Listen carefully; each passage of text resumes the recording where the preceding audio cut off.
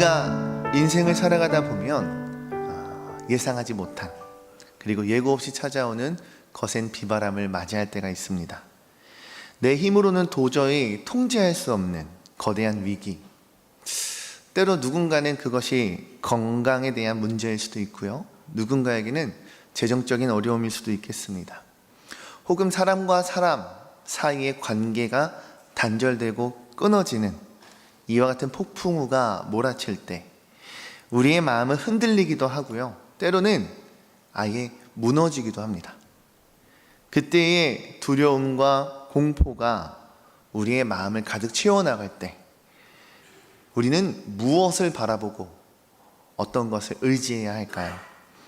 오늘 본문 말씀인 이사야서 7장은요 바로 그 거대한 두려움, 그 앞에 직면했던 남유다의 역사를 기록하고 있습니다. 이 남유다의 아하스 왕이 통치하던 시절, 시리아와 에브라임의 전쟁이 발발했습니다. 북이스라엘의 베가 왕 그리고 아람의 르신 왕이 연합군을 결성해서 유다를 침공하고 예루살렘을 포위합니다. 이 소식을 들은 아하스 왕 그리고 유다 백성들의 심정이 어땠을까요? 오늘 본문 말씀 2절은 그들의 상태를 이렇게 기록합니다. 어떤 사람이 다윗의 집에 알려 이르되 아람이 에브라임과 동맹하였다 하였으므로 왕의 마음과 그의 백성의 마음이 숲이 바람에 흔들림같이 흔들렸더라, 말씀 기록하고 있습니다. 강력한 두 나라의 연합군, 그들이 공격한다는 그 소식 앞에 유다의 온 백성들의 마음은 마치 거센 폭풍 가운데 이리저리 휘청이는 듯한 나뭇가지와 같이 처절하게 흔들리고 있음을 발견합니다. 이러한 두려움 앞에 하나님은 이사야 선지자를 통하여 이 아하스 왕에게, 그리고 오늘날 이 본문의 말씀을 마주한 우리에게 생명과 구원의 메시지를 드러내시는 줄 믿습니다. 오늘 본문 3절의 말씀 여러분 함께 읽기 원합니다. 읽어볼까요? 시작. 그때 여호와께서 이사야에게 이르시되 너와 내 아들 스알야숲은 윗못 수도 그 세탁자의 밭 큰 길에 나가서 아하스를 만나. 3절 말씀, 하나님께서 이사야에게 아하스를 만나러 가라 말씀하시며 정확한 장소를 지정해 주십니다. 그곳은 바로 윗못 수도 끝 세탁자의 밭 큰 길이었습니다. 적군이 쳐들어오는, 어찌 보면 풍전등화와 같은 이 위기 가운데 남유다의 왕인 아하스는 왜 윗못 수도에 가 있었을까요? 예루살렘은 고지대이기 때문에 이방의 군대가 침입하고 그들을 향하여 포위하였을 때 가장 시급하고 중요한 문제 중 하나가 바로 물을 공급하는 것이었습니다. 그래서 아하스 왕은 물길도 점검하고 백성들의 식수를 확보하기 위해 이 상수도를 끌어오는 이 수도 현장에 직접 나가 시찰을 하고 있었습니다. 이와 같은 모습은 인간적으로 보자면 매우 지혜롭고 그리고 탁월한 리더십을 가진 그런 모습으로 우리는 이해되고 보여집니다. 당장 눈앞에 닥친 현실적인 문제 앞에 무엇을 우선순위로 삼아야 하는지, 내가 무엇을 체크해야 하는지 발빠르게 움직이는 모습이 너무나도 훌륭해 보이는 것은 사실입니다. 하지만 하나님께서 바라시는 영적인 눈으로 이 모습을 바라본다면 어떨까요? 아하스의 이 가장 먼저 수도를 체크했던 이 모습은 그의 불신앙을 여실히 보여주는 장면이지 않은가 싶습니다. 위기 앞에 그가 가장 먼저 찾아야 했던 그곳은 어디였어야 할까요? 그는 남유다의 왕으로서 이 나라의 위기 앞에 하나님의 성전을 제일 먼저 찾았어야 할 것입니다. 그는 하나님 앞에 무릎 꿇어 하나님께 도움을 구하기보다 눈앞에 보이는 현실적인 대책, 군사적인 병법, 인간적인 그런 방편을 먼저 찾고 의지했습니다. 왕 아하스는 이 위기를 해결하기 위해 당시 강대국이었던 아수르 왕에게 사절단을 보내는 등 군사를 원조하려는 그러한 요청하고자 하는 마음 또한 품고 있었습니다. 이런 아하스 왕을 향해 하나님은 이사야 선지자를 보내십니다. 그리고 아주 특별한 동행자를 한 명 더 붙이시는데 그가 바로 이사야 아들인 스알야숲입니다. 스알 야숲이라는 이름의 뜻은 남은 자가 돌아오리라 라는 뜻을 갖고 있습니다. 하나님 왜 위기에 빠진 왕을 향해 남은 자가 돌아오리라 라고 하는 그 이름을 가진 아들을 데리고 가게 하셨을까요? 이 이름에는 하나님의 엄격한 심판과 긍휼의 은혜가 동시에 담겨져 있음을 발견하게 됩니다. 범죄한 유다, 하나님의 징계를 받아 멸망에 가까운 큰 환난을 겪게 될 것이지만 그럼에도 불구하고 하나님은 그들을 완전히 멸하시는 것이 아닌 결국 그 가운데 남은 자들을 구원하여 돌아오게 하실 것을 오늘 이 말씀을 통하여 드러내고 계십니다. 그러니 우리는 이렇게 고백할 수 있을 것입니다. 생사의 화복이 그 주권이 누구에게 있는가? 강대국으로서의 힘을 가진 아수르, 전쟁이 시작되면 겪게 될 식수의 부재, 이와 같은 것들의 생사의 화복에 정말 모든 것이 담겨져 있는가? 라고 묻는다면 결코 그렇지 않을 것입니다. 오직 만군의 여호와 하나님의 손에 우리의 인생의 모든 생사의 화복이 달려져 있음을 우리는 기억해야 할 것입니다. 하나님은 두려움 앞에 흔들리는 이 아하스에게 이사야 선지자를 통해 말씀하십니다. 4절 말씀 함께 읽겠습니다. 시작. 그에게 이르기를 너는 삼가며 조용하라. 르신과 아람과 르말리아의 아들이 심히 노할지라도 이들은 연기나는 두 부직갱이 그루터기에 불과하니 두려워하지 말며 낙심하지 말라. 유다 백성들의 눈에 아람과 이 북이스라엘의 연합군이 나라를 집어삼킬 마치 거대한 큰 불과 같이 보였을 것입니다. 하지만 하나님의 시선에 그들은 어떻게 보였고 무엇라 표현됩니까? 하나님 시선에 그들은 그저 연기나는 두 부직갱이 구루터기에 불과했습니다. 부직갱이, 이 끄트머리라는 표현을 조금 더 살펴보길 원합니다. 이 부직갱이 끄트머리란 결국에는요 이런 표현입니다. 이미 다 타버렸습니다. 불꽃이 사그라듭니다.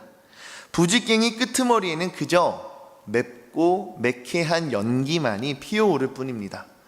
그저 보잘것없는 나무 토막에 불과합니다. 겉으로는 당장이라도 유다를 다 태워버릴 그런 것처럼 몰아붙이지만 결국 그 끝은 만물의 주관자이신 하나님 시선에 그들은 유다를 태울 그 어떤 능력도 없는 그런 존재라는 것입니다. 이것은 그들이 가진 힘, 그들의 능력이 약해서일까요? 결코 그렇지 않습니다. 그것이 아닌 유다를 붙들고 계신 분, 그분이 바로 하나님이시기에 하나님께서 강대하시기에 그들은 부직갱이 끄트머리와 같은 것입니다. 사랑하는 성도 여러분, 우리의 삶의 위기 가운데 우리 또한 흔들리고 넘어지는 내 앞에 정말 큰 불과 같아 보이는 그 문제, 나를 위협하는 세상의 대적 그 연합군이 너무나도 커 보일 때가 많은 것은 사실입니다. 그러나 우리의 시선을 들어 하나님을 바라볼 때 우리는 무엇을 경험할 수 있을까요?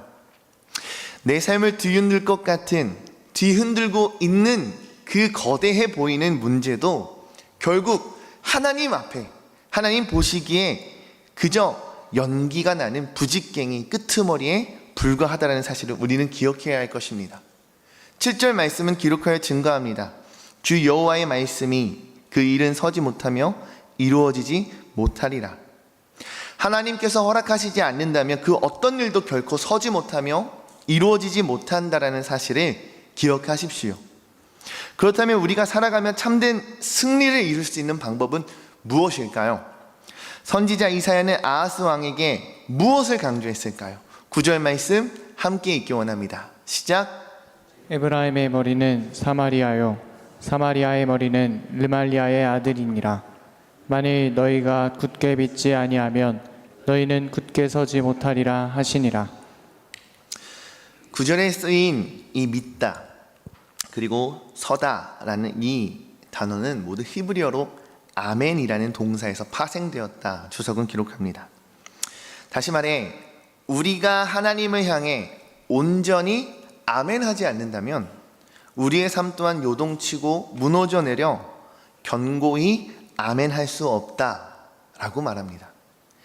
아하스 왕에게 필요했던 것은요, 견고한 성벽이나 혹은 강력한 아수르의 군대가 아니었습니다. 그에게 진정 필요했던 것은 오직 여호와 하나님 그 한 분만을 굳세게 신뢰하고 믿는 믿음이었습니다. 아하스의 마음이 여전히 두려움 그리고 의심에 사로잡혀 있자 하나님은 그에게 다시 한번 손을 내미십니다. 11절 말씀 함께 읽겠습니다. 시작. 너는 내 하나님 여호와께 한 징조를 구하되 깊은 데에서든지 높은 데에서든지 구하라 하시니. 11절 말씀을 보니 하나님 아하스에게 징조를 구하라 말씀하십니다. 깊은 데서든지 높은 데서든지 하늘의 징조든 땅의 징조든 구하라 말씀하세요. 그러면 그 징조를 보여주심을 통해 하나님의 살아계심과 구원의 약속을 확증해 주시겠다 말씀하십니다. 그런데 이에 대한 아하스의 대답이 참으로 기가 막힙니다. 12절 말씀에 아하스가 이르되 나는 구하지 아니하겠나이다. 나는 여호와를 시험하지 아니하겠나이다 한지라 이렇게 대답합니다. 뭐라 얘기합니까? 나는 구하지 아니하겠습니다 라고 말합니다. 겉으로 보면 그의 믿음이 얼마나 좋고 경건해 보입니까? 과거 이스라엘 백성들이 광야에서 하나님을 시험했다가 진노를 샀던 역사를 들먹이며 자신은 감히 하나님을 시험하지 않겠다라고 말합니다. 하지만 이사야는 이 아하스 왕이 갖고 있었던 그 본심을 정확히 꿰뚫습니다. 13절 말씀 함께 있습니다. 시작. 이사야가 이르되 다윗의 집이여 원하건대 들을지어다.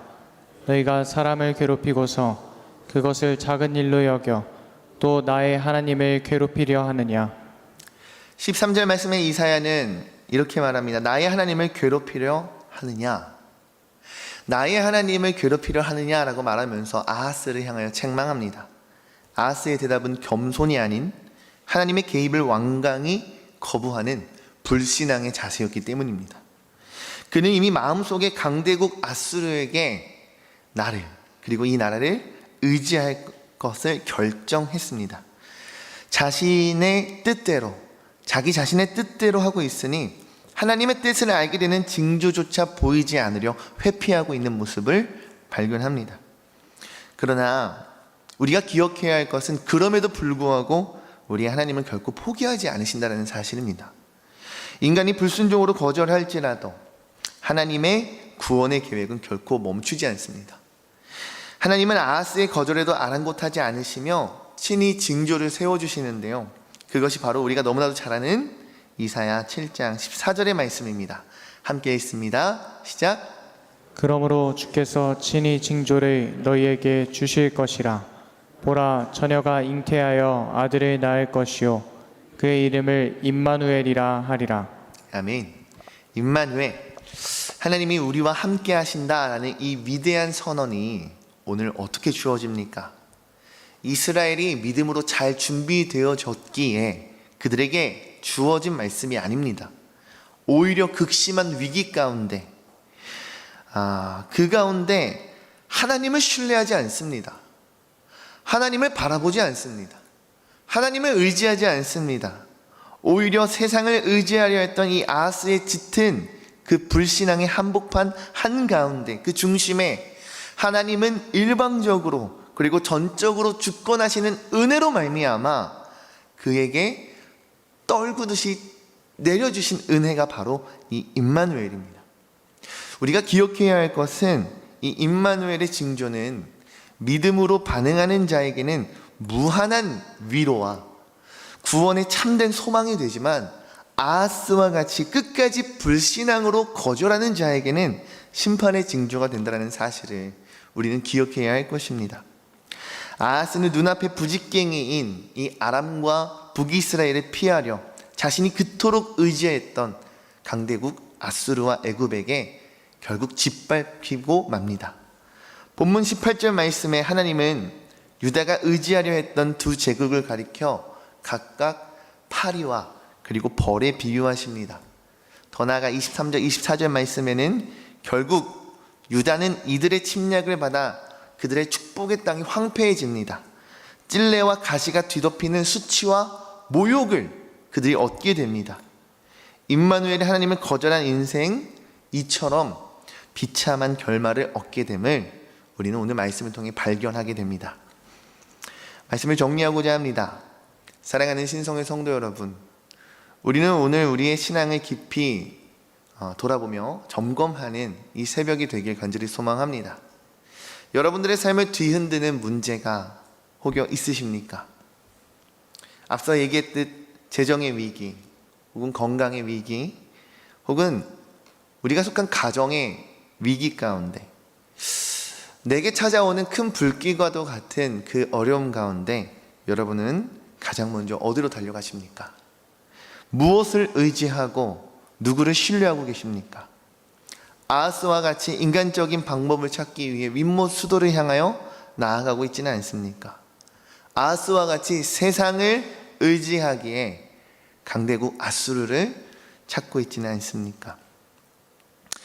우리를 향해 쏟아지는 세상의 위협은요, 다 타버린 부직갱에 불과하다는 사실을 기억하고 정말 진정으로 믿는 저와 여러분들이 되었으면 좋겠습니다. 그렇기에 그 믿음을 통하여 두려워하지 않기 원합니다. 우리를 도우시는 분, 우리를 구원하시는 그 임마누엘의 하나님, 우리와 늘 함께 항상 함께 하시는 하나님 한 분만을 의지하고 나아가는 우리가 모두가 되길 소망합니다. 예수 그리스도께서 임마누엘로서 이 땅에 오신 것은요, 우리가 완벽했기 때문이 아닙니다. 오히려 우리의 연약함, 우리의 두려움, 우리의 그 마음을 아시기에 하나님께서 친히 이 땅 가운데 찾아오신 전적인 하나님의 은혜인 줄로 믿습니다. 남은 자가 돌아오리라. 굳게 믿지 아니하면 굳게 서지 못하리라. 임마누엘, 하나님이 우리와 함께 하신다라는 이 말씀을 오늘 하루 우리의 가슴 깊이 새기는 우리 모두가 되길 소망합니다. 세상의 거센 바람 앞에서 우리의 환경을 바라보지 아니하고 오직 나와 함께 하시는 임마누엘 하나님 한 분만을 굳게 붙들고 믿음으로 나아가는, 정말 신뢰함으로 나아가는 우리가 되길 소망합니다. 그 가운데 그 끝에 참된 승리를 경험하고 선포하였으면 좋겠습니다. 여러분들의 삶이, 그리고 저의 삶이 그러하기를 주의 이름으로 축복합니다. 주께서 다스리네 내 삶을, 주께서 다스리네 내 삶을, 주께서 일하시네 지금도, 주께서 일하시네 내 삶. 우리 다시 한번요. 주께서 다스리네 내 삶을, 주께서 다스리네 내 삶을, 주께서 일하시네. 믿으세요? 주께서 일하시네 내 삶에, 주님만의 지혜요, 주님만의 지혜요, 주님만의 지혜요, 예 주님, 주님만의 지혜요,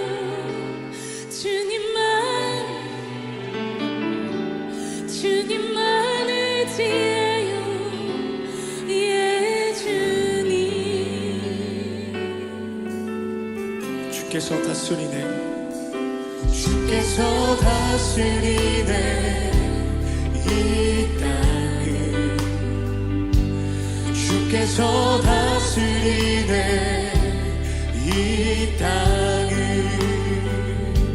주께서 일하시네 이 순간, 주께서 일하시네 우리 한 번 더 고백할까요? 주께서 다스리네 이 땅을, 주께서 다스리네 이 땅을, 주께서 다스리네 이 땅을 주께서 일하시네 이 순간 주께서 일하시네 이곳에 주님만 의지해요 주님만 의지해요 주님만 의지해요 예 주님만 의지해요 주님만 의지해요 주님만 의지해요 예 주님만 예배해요 주님만 예배해요 주님만 예배해요 주님만 예배해요 예 주님만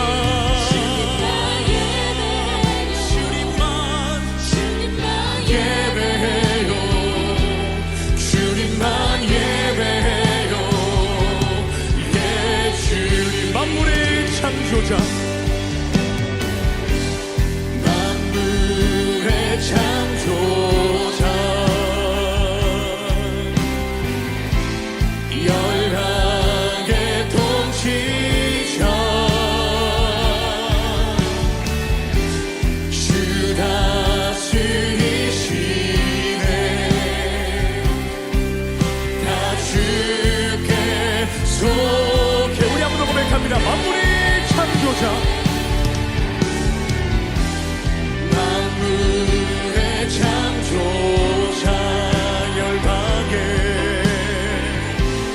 열방의 통치자 주 다스리십니다 주 다스리시네 다 주께 속했네 주님만 의지해요 주님만 의지해요 주님만 의지해요 주님만 의지해요 예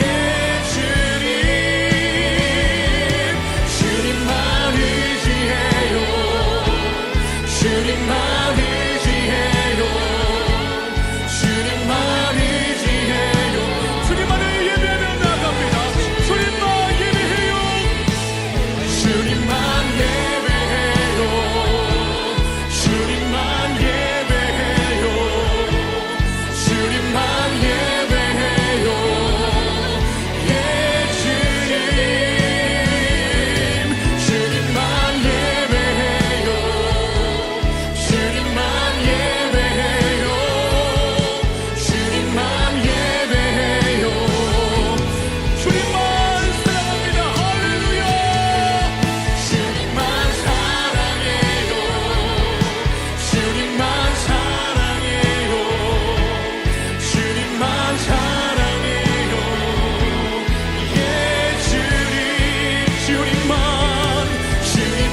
사랑해요 주님만 사랑해요 주님만 사랑해요 예 주님만 의지해요 주님만 의지해 주님만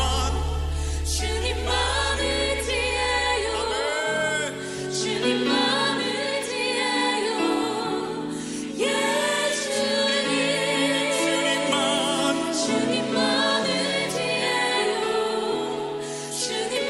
의지해요 주님만 의지해요 예 주님 할렐루야 살아계신 주님 주님만을 의지하고 주님만을 높여 경배하고 예배하며 주님만을 사랑하며 나가는 여기면 우리 모두가 될 줄 믿습니다 아멘 아멘 다시 한번 우리 뜨겁게 주님께 감사의 박수를 나아갑시다 아멘 주님만 다스려 주시옵소서 아멘